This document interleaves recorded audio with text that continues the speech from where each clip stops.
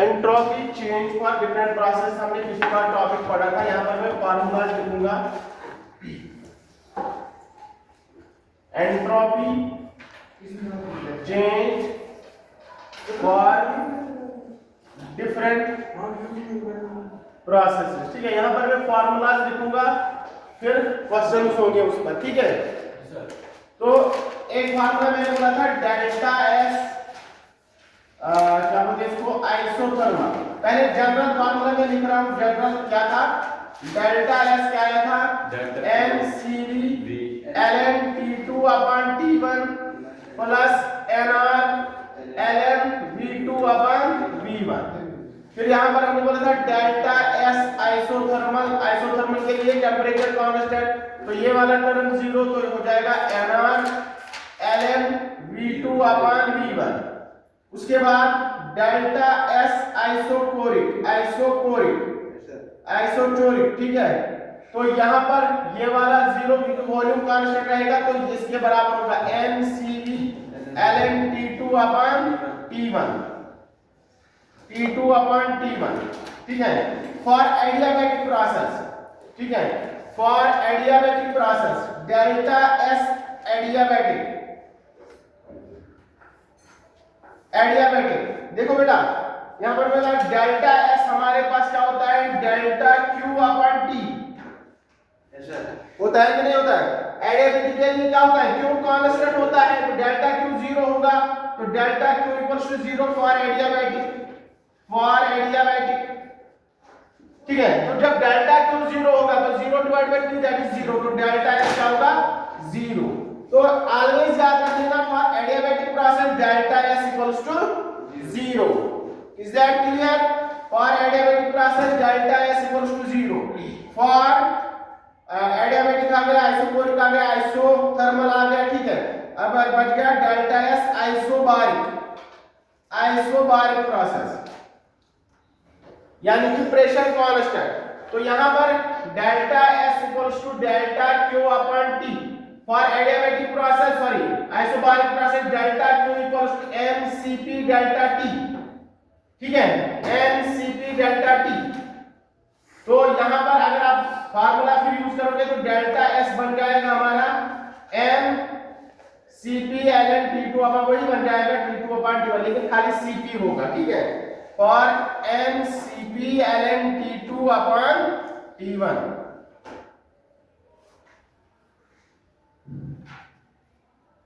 ठीक है बेटा।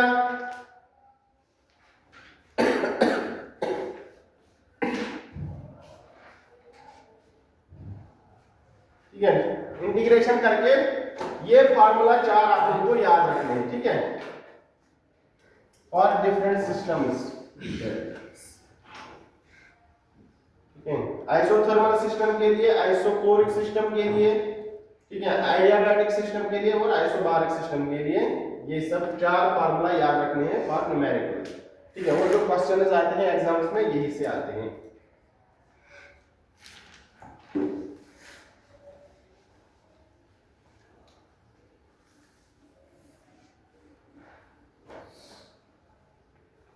Now write the question here. First question.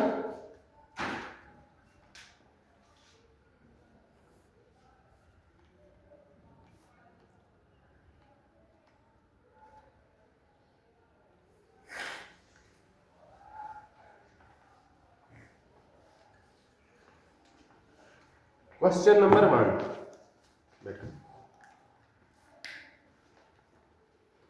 Question 1. 2 moles of O2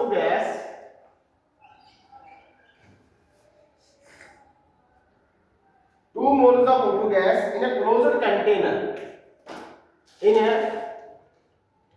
closed container is heated so that its temperature rises from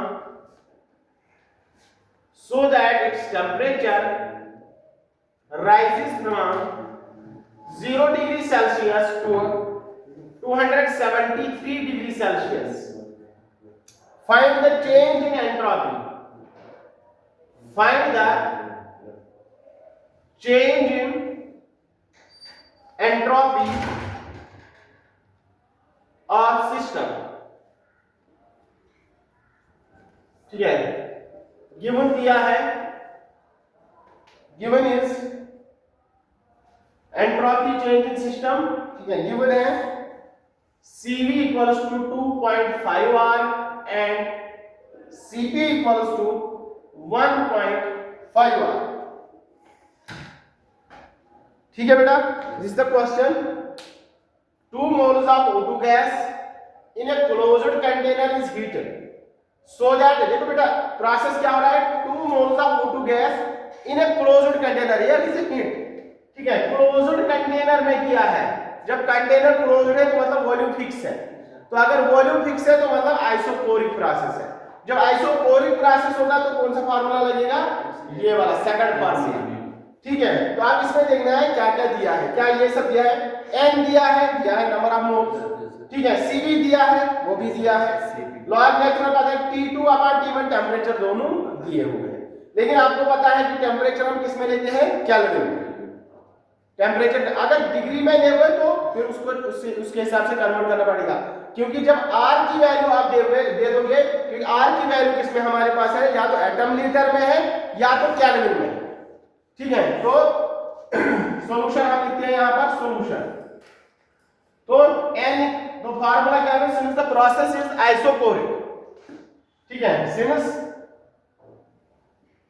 process is isochoric, तो bracket में आप लिख लेना, आपको याद रखिए क्लोज्ड कंटेनर जब होगा तो आइसोकोरिक होगी. ठीक है, जाहिर सी बात है, क्लोज्ड कंटेनर आइसोकोरिक. ठीक है, तो delta S equals to mCv ln T2/T1. तो इस फार्मूला को मैं ऐसे ही लॉग नेचुरल को कन्वर्ट करेंगे सिंपल लॉग में, तो ये होगा delta S equals to 2.303 mCv log of T2/T1. तो अब है यहां पर T1 कितना है, 0 degree Celsius, that is equals to 273 Kelvin. ठीक है, T2 कितना है बेटा, T2 equals 273 degree Celsius, that is equals to 273 plus 273. तो कितना हो गया, 3 3 6 7 7 14, सम 14 हो गया, 4 1 कैरी 2 to 4 हो गया 546 केल्विन. तो T1 आ गया, T2 आ गया, तो आप फार्मूला में यूज कर लो. Cv हमारे पास दिया हुआ है, R की वैल्यू क्या होती है. ठीक है, R equals to 8.314 joule per Kelvin per mole. ठीक है, तो R की वैल्यू होती है, now put this in equation, this one. ठीक है, therefore delta S equals to 2.303 n हमारे पास 2 है इनटू Cv कितना है बेटा, 2.5 R. 2.5 R, R की वैल्यू यहां पर पुट करते हैं into 8.314 joule per Kelvin per mole. ठीक है, log of T2/T1, T2 कितना है 546 अपॉन T1 कितना है बेटा 273. Now delta S equals to, ठीक है, इसको आप कैलकुलेट करके जो भी वैल्यू आएगी वो आपका आंसर होगा. ठीक है, तो यहां पर क्या होगा, 2.303 into 2 into 2.5. ठीक है, 2 into 2.5 हो गया 5. ठीक है, 5 into यहां पर 5 3 15 हो गया 5 1 505 हो गया 1 500 सॉरी 5 3 15 हो गया 5 1 कैरी 5 2 10 हो गया 11.515 into 8.314 joule per Kelvin per mole. ठीक है, यहाँ पर केल्विन जैसा तो इसी में रहेगा आंसर, जूल पर केल्विन. यहाँ पर मोल और पर मोल कैंसल, 2.2 मोल था ना, ये 2 मोल और पर मोल कैंसल, तो जूल पर केल्विन बच जाएगा. ठीक है, तो इसके बाद 8.314 and last one is log of 273 1 273 2, तो log of 2 कितना होता है 0.3010. ठीक है, ये पिछली बार मैंने वैल्यूज बताए थे 1 2 3 का कम से कम याद रख लो, ठीक है। 2 का होता है log 1 का 0, log 2 का 0.3010, log 3 का 0.47, log 4 का इस तरह से फिर आप किसी का भी निकाल सकते हो। log 4 का करो 2 का स्क्वायर तो हो गया 0.606 समथिंग, ठीक है। तो अब यहाँ पर इसका आप वैल्यू पुट कर लो तो आप उनका डेल्टा एस की वैल्यू आ जाएगी। तो डेल्टा एस यहाँ पर जो आएगा तो वो आपका फाइनल वैल्यू होगा, ठीक है। Is that clear now? Next question, next question. अब मैं ये मिटा रहा हूं, अब आपको फार्मूला याद होंगे।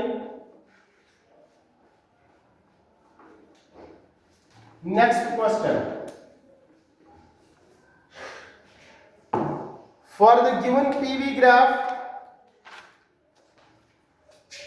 इसमें आता है आंसर 29.7 समथिंग जो भी है, ठीक है। Question, for the given PV graph, for the given PV graph for 2 moles of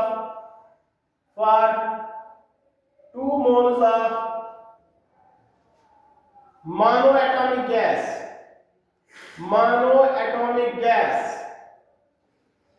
find delta S in joule per Kelvin per mole, ठीक है। ग्राफ दिया हुआ है,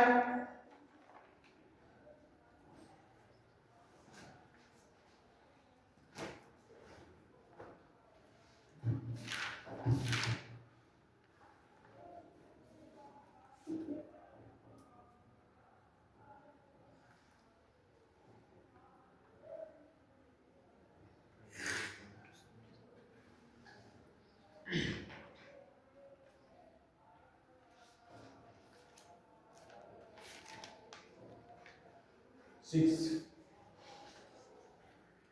ठीक है बेटा। ये ग्राफ दिया हुआ है और बता रहा है कि मतलब बताओ एंट्रोपी कितना होगा, ठीक है, चेंज इन एंट्रोपी।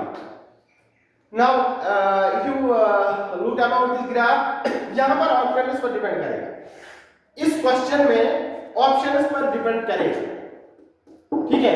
अगर ऐसा क्वेश्चन आया तो ऑप्शन जरूर दिए होंगे, क्योंकि अगर हम देखेंगे ये ग्राफ जो है ये 2 प्रोसेस का ऐसा ग्राफ होता है।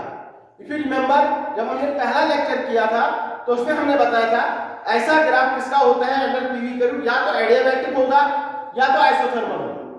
देखो 4 ग्राफ होते हैं हमारे पास, ठीक है, 4 प्रोसेसेस का, ऐसे ऐसे ऐसे और ऐसे। बताया था कि नहीं बताया था सर? ठीक है, ये होता है अगर ये पीवी कर्व है, ये होता है आइसोबारिक, ये होता है आइसोकोरिक, ये होता है आइसोथर्मल, और अगर स्लोप ज्यादा है तो ये हो गया एडियाबैटिक, ठीक है बेटा। तो यहां पर अगर ऑप्शन नहीं दिए हैं तो ये मसला हो गया, ठीक है, क्योंकि ऐसा ग्राफ देखो दो से मिलता जुलता है। अगर एडियाबैटिक का हो गया तो अभी मैंने बोला एडियाबैटिक का एंट्रोपी चेंज कितना होता है 0, एडियाबैटिक का एंट्रोपी चेंज कितना होता है 0, ठीक है। आइसोथर्मल होगा तो उसमें हम निकाल सकते हैं nr ln V2/0।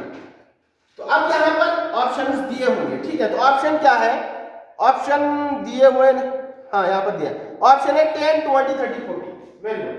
Option A है 10 जूल पर केल्विन पर मोल, वो तो दिया है वहां पर 20 30 और 40।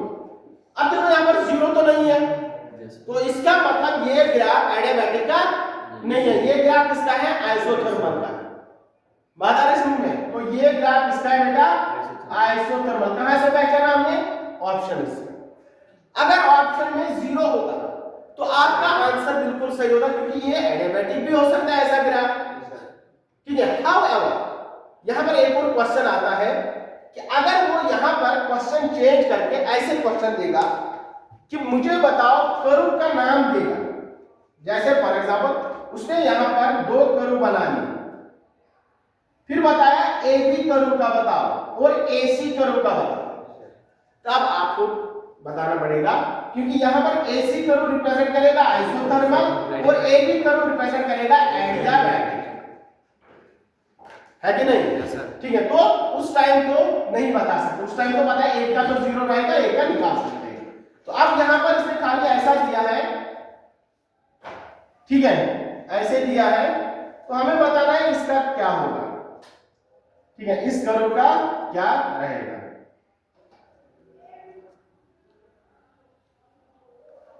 ठीक है बेटा, तो अब यहां पर जीरो नहीं है तो इसका मतलब कंसीडर करते हैं दिस इज आइसोथर्मल, आइसोथर्मल। ठीक है बेटा, तो ये क्वेश्चन आया है एग्जाम में। तो अब यहां पर निकाला है हमें चेंज इन एंट्रोपी। अब आइसोथर्मल के लिए क्या होता है solution, since process is isothermal, since process is isothermal, तो आइसोथर्मल के लिए क्या होता है delta S equals to nr ln v2 upon v1, so that is also equal to delta S equals 2.303 nr log of v2 upon v1। ठीक है, तो बस आसान है, अब delta S equals to 2.303 n दिया है 2 मोल्स, r होता है 8.314 जूल पर केल्विन जो भी है, log of V2 upon V1, V2 कितना है, दिस इज V2, देखो ये प्रेशर होता है, वॉल्यूम होता है, PV करो, तो प्रेशर ये सॉरी वॉल्यूम V2 कितना है 4 डिवाइडेड बाय, और ये कितना है बेटा 1 डिवाइडेड बाय 1, तो ये हो गया 4, that is equal to 2 square, that is equal to 2 का स्क्वायर। ठीक है, तो delta S equal to 2.303 into 2 into 8.314 into log of 2 का square, log m rays power m। ठीक है, यहाँ log 4 की अगर आप लोगों को वैल्यू पता है तो लगा लो, ठीक है, आसानी के लिए मैं बता रहा हूँ। तो delta S equals to 2 into 2.303, ठीक है, अब यहाँ पर ये 2 भी इधर आएगा, केवल 4 बन जाएगा, ऐसे करते हैं 2.303 into 2 into 8.314 into log 2 का square, that is log m rays power n, n log m, that is 2 log 2। ठीक है, 2 2 are 4, तो ये कितना होगा delta S equals to, answer देख लो, आपको ऑप्शन आएगा इसमें, करेक्ट ऑप्शन होगा, ठीक है 20। ठीक है, तो सॉल्व करके आप लोग देख लेना अभी, ठीक है, तो आंसर आ जाएगा 20। इसी के अप्रोक्सीमेट में आएगा तो अप्रोक्सीमेट वैल्यू भी फिर आ जाती है। ओके बेटा, क्लियर, चलो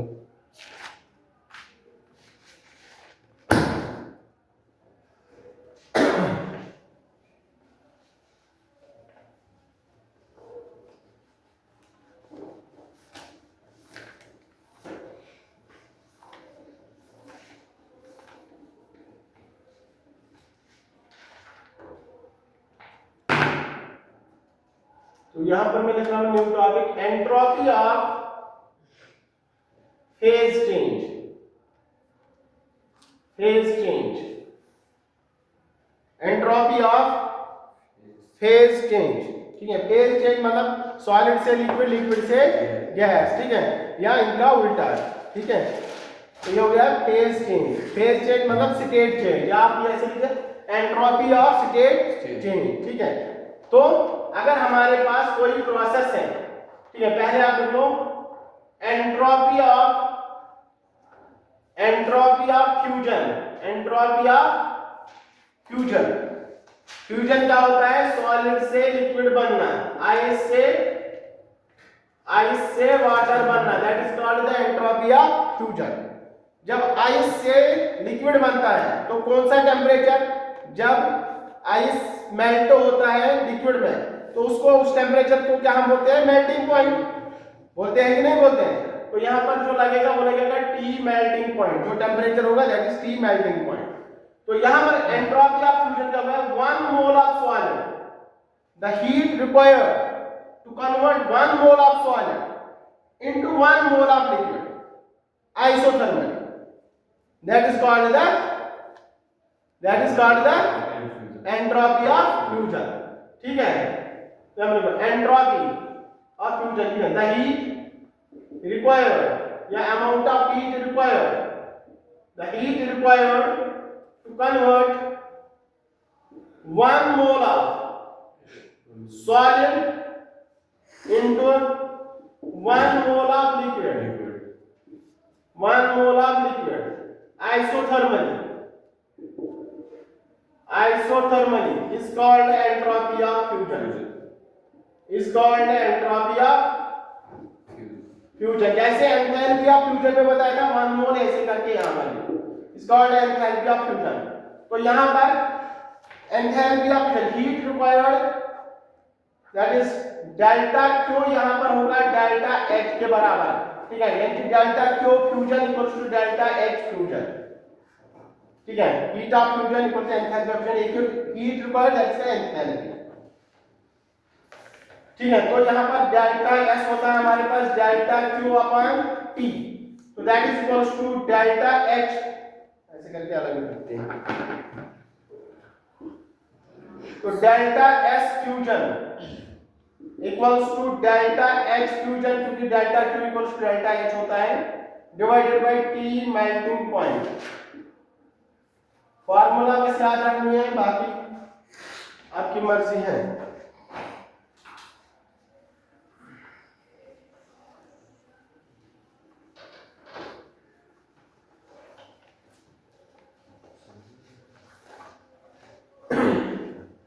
delta S fusion equals to delta H fusion upon T melting point. Second process entropy of vaporisation, entropy of vaporisation, entropy of vaporisation, ठीक है, यानी कि लिक्विड से वेपर बनना, लिक्विड से वेपर बनना, वाटर से वाटर वेपर बनना, लिक्विड से गैस बनना, ठीक है, लिक्विड से गैस या वेपर बनना। जब वाटर से वाटर वेपर बनते हैं तो मतलब बॉयल होता है, तो यहाँ पर जो टेम्परेचर लगता है that is called T boiling point, ठीक है, टी बॉइलिंग पॉइंट। तो यानी कि 1 mole of liquid and heat required to convert 1 mole of liquid into 1 mole of vapor, that is called the entropy of vaporization, ठीक है। तो entropy of vaporisation delta S vaporisation होता है बराबर delta H vaporisation upon T boiling point, formula याद रखिए, ठीक है। Similarly the third process is entropy of sublimation, entropy of sublimation, entropy of sublimation, direct solid से गैस बनना, तो टी सब्लिमेशन जितना भी उसमें टेम्परेचर लगेगा तो that is called the T sublimation, ठीक है, टी सब्लिमेशन। या टी बॉइलिंग पॉइंट भी बता सकते हो क्योंकि वो सॉलिड से डायरेक्ट मोल्टन फॉर्म में डायरेक्ट बनाना, ठीक है, वो भी बॉइलिंग पॉइंट ही हो गया, ठीक है, इनटू वेपर, ठीक है। तो यहां पर delta S sublimation equals to delta H sublimation upon that temperature, ठीक है, टी सब्लिमेशन, टी सब्लिमेशन। तो ये प्रोसेसेस 3 है, बस फार्मूला याद रख लो, न्यूमेरिकल आता है, डायरेक्टली पूछा जाता है न्यूमेरिकल क्वेश्चन, एक दो में दिखाता हूं। तो ये फिर रहेगा इसका एक topic that is Gibbs free energy, ठीक है, that will be on next lecture, Gibbs free energy, and that's the last topic of thermodynamics, ठीक है, फॉर क्लास 11th और नीट के लिए। बाकी जेडब्ल्यू में और भी आगे है, ठीक है, थर्मोडायनामिक्स इतना नहीं है, फिर थर्ड लॉ ऑफ थर्मोडायनामिक्स पर आगे चलते हैं, ठीक है। थर्ड लॉ ऑफ थर्मोडायनामिक्स में खाली आप लोगों का क्वालिटेटिव आइडिया है, वो मैं बता दूंगा गिब्स फ्री एनर्जी के बाद, ठीक है, वो भी एंट्रोपी के रिलेटेड ही है थर्ड लॉ ऑफ थर्मोडायनामिक्स। लेकिन second law of thermodynamics is very important among these, second law of thermodynamics is very important for NEET JW as well as for board classes, ठीक है। तो इसलिए इनको याद करके फार्मूला खासकर जो थर्मोडायनामिक्स में आए बेटा, ठीक है, फार्मूला शीट बना लो अच्छे से, ठीक है, अवेलेबल है इंटरनेट पर भी, लेकिन बेटर है कि आप अपने हाथ से बनाओ, ठीक है, ठीक है, फिर अपने हाथ काट लो, ठीक है, कोई दूसरा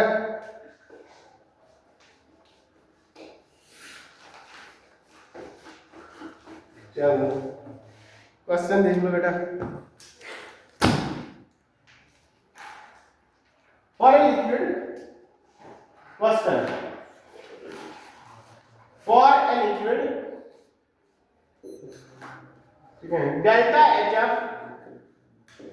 equals to 1.435 kilocalorie per mole, and molar entropy change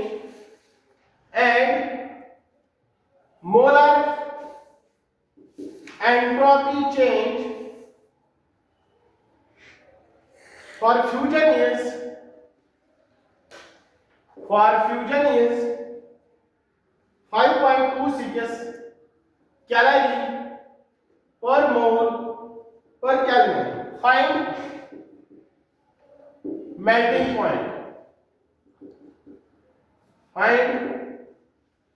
point.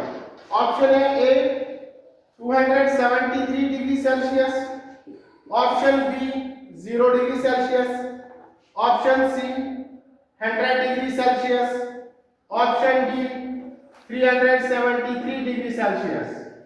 Video को पॉज करो और क्वेश्चन स्टार्ट कर लो, ठीक है। बहुत सारे बच्चों ने आंसर ठीक दिया है, तो आंसर जो भी है देख लो आप, ठीक है। तो 0 ठीक है, तो देख लो। तो हमें क्या निकालना है, मेल्टिंग पॉइंट। प्रोसेस क्या है, फॉर ए लिक्विड जो एंट्रोपी चेंज पर फ्यूजन, तो डेल्टा एस फ्यूजन किसके बराबर होता है, delta S fusion equals to delta X fusion upon T melting point. तो मेल्टिंग पॉइंट हमें निकालना है, तो T melting point equals to delta X fusion upon delta S fusion. तो that is equals to delta X fusion कितना दिया है, 1.435 kilo calorie पर मोल, और ये कितना दिया है, 5.26 कैलोरी पर मोल पर केल्विन, ठीक है। तो अब यहाँ पर देखो पर मोल और पर मोल कैंसिल। अब यहाँ पर किलो कैलोरी, यहाँ पर कैलोरी, तो इसको कन्वर्ट करना पड़ेगा कैलोरी में, या इसको कन्वर्ट करो किलो कैलोरी में। तो बड़े को छोटा बनाना आसान होता है, तो that is equals to 1.435 into 1000, क्योंकि 1 किलो कैलोरी इक्वल्स 1000 कैलोरी, ठीक है। 1000 कैलोरी, ठीक है, डिवाइडेड बाय 5.26 कैलोरी, ठीक है, पर केल्विन। कैलोरी कैंसिल, केल्विन आएगा ऊपर, तो वो हो गया मेल्टिंग पॉइंट, ठीक है। तो अब आ जाओ यहाँ पर, जब इसको आप मल्टीप्लाई करोगे 1.435 into 1000, तो ये 143.5, ठीक है। तो ये हो गया T melting point equals to 143.5 divided by 5.26, ठीक है। तो 143.5 डिवाइडेड बाय 5.26 कितना आएगा, कैलकुलेट कर लो बेटा। 143.5 डिवाइडेड बाय,